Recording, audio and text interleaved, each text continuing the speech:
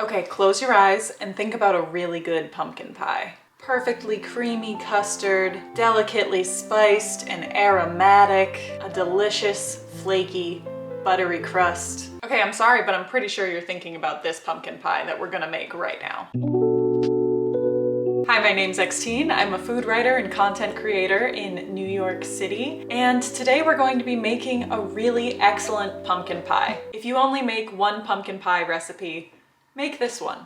I've made this pumpkin pie a countless number of times, and I'm going to be using the recipe from the Pie for Everyone cookbook from Petey's Pie Company here in New York City. I used to work for Petey's Pie, and I'm very fond of them and their pies. Very nice people, very good pies. Thanksgiving is coming up, and it's pumpkin pie season, baby.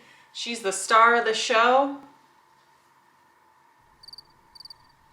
and we've all got tickets. Last night at 11 p.m. I spent an hour and a half breaking down this, what I believe to be is a Cinderella pumpkin. If anybody has any more information about this squash, please let me know. I have questions. I think it's a Cinderella pumpkin.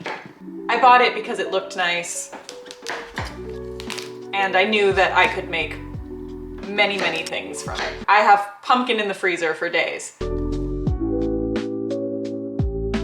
The reason I was so unconcerned with what type of pumpkin or squash it is because to make a pumpkin pie, you can really use almost any winter squash. What makes a pumpkin pie taste like a pumpkin pie is the spices. You could use a kabocha squash, you could use a butternut squash, you can use a pumpkin, but you don't have to, and no one will know the difference. I'm making the butter crust for this pie from scratch, so let's get right into it. The first thing we need to do is dissolve 1/2 tablespoon of sugar and a little more than 1/2 teaspoon of salt in 1/8 cup of boiling water. Make sure the salt and sugar gets totally dissolved. And then we're gonna set it in the fridge. I've also got our flour mixture in the freezer. It's 90 grams of pastry flour and 40 grams of all-purpose flour. We want it to be nice and cold before we start making the dough. Okay, we've got our ice cold flour and 1 stick of butter that I cut up into roughly 1-inch cubes.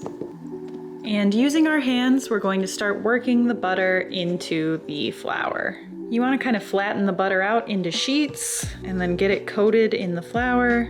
A lot of thumb and pointer finger action happening, working those hand muscles. You want to keep working the butter in like this until it becomes really well incorporated into the flour. You don't want any big chunks left. You want to kind of lose track of where the butter is in the flour. And you want to move relatively quickly so that the butter and the flour don't warm up too much. The dough will just get harder to work with as it warms up. That's looking pretty good. Butter is pretty well worked in, and now we've just got this kind of crumbly mess. Let's get our water from earlier. And with the liquid in there, we're going to start to form this into a ball of dough. This is the part in the process where you might start to get a little nervous. You might think to yourself, this doesn't seem like enough liquid. I don't know how this is going to form a ball of dough at all. But have faith, we'll get there. You could use a mixer, but I find it to be very satisfying to make a ball of dough with my hands. Okay, let's roll out our ball of dough. Grab your pie tin and a rolling pin. Lightly dust your dough rolling surface with flour. Set your ball of dough down in the middle, and I'm going to kind of flatten it into a disc first. Flip it over, get it coated in the flour a little bit, just to make sure both sides are not sticky. And then we can start with the rolling pin. And I'm definitely not a master at making a perfectly round circle, as you can see, but I'm not too worried about it. We'll be able to shape the dough once we set it into our pie tin. Gently lift up your dough and place it in your pie tin. And now let's crimp our shell. Again, I'm not a master crimper, but I've got spirit, and that's all that matters. You want to kind of just make little pincers with your hands and pinch the dough around the edges into little curvy triangles. Is that what they are? Maybe. I enjoy crimping. I feel like this is the arts and crafts portion of the pie making process. And the nice thing is, every time you do this, you'll get a little bit better at it.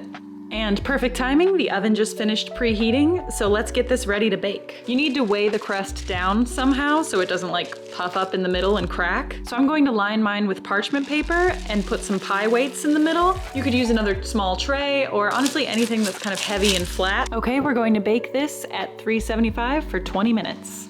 Now is a great time to feed your cats.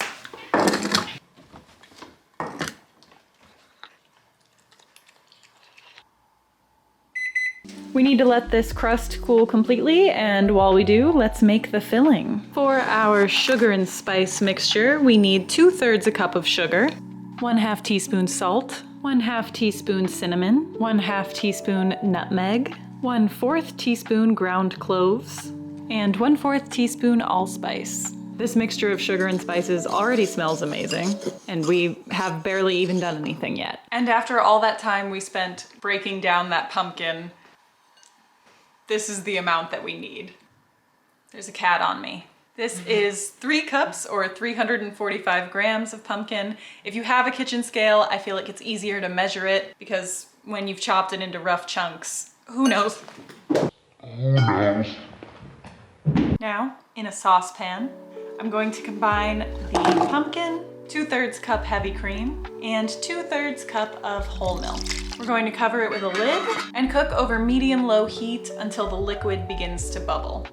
Then we're gonna remove the lid, turn the heat down to low, and cook until the pumpkin is nice and soft. It should be easily mashable with a fork. And we're gonna stir every 5 minutes or so to stop anything from getting stuck to the bottom and burning. Now that the pumpkin's nice and soft, we're going to stir in the sugar mixture we made and 1 teaspoon of maple syrup as well, and cook for a couple minutes more.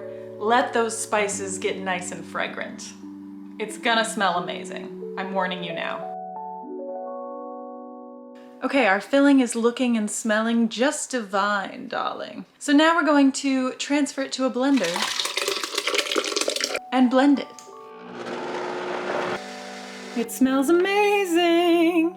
And now we're entering into the part of the recipe that I don't fully understand, but I don't question it because it just works.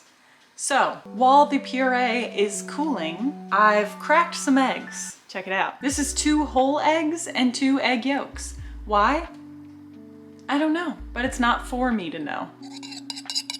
I'm going to whisk these together, and now that the puree has cooled a little bit, I'm going to scoop a couple tablespoons of it into the eggs that we just whisked together and stir to combine. This is the part, I don't know why we do this, but I'm too scared to deviate from the recipe because I know that making it this way comes out delicious. And then we're gonna dump the eggs and the puree into the whole batch of puree and blend to combine.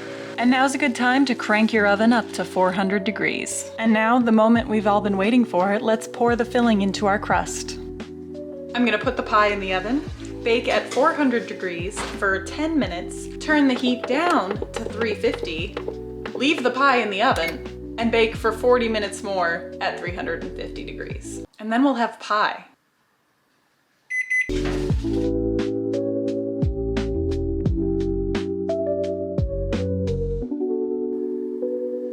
Okay, here we are. Pie Town, USA. Unfortunately, this is the angle I went with. So beautiful. I'm so excited. Oh, and I made some whipped cream off camera. Yes, I love it. I love this pie. It's perfect. I hope your fall is going well. Mine has been significantly improved by this pie. I will say this is a labor of love though. Like, this took a long time.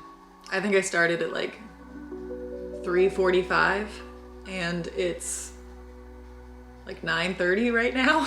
It's a multi-step process. Happy almost Thanksgiving.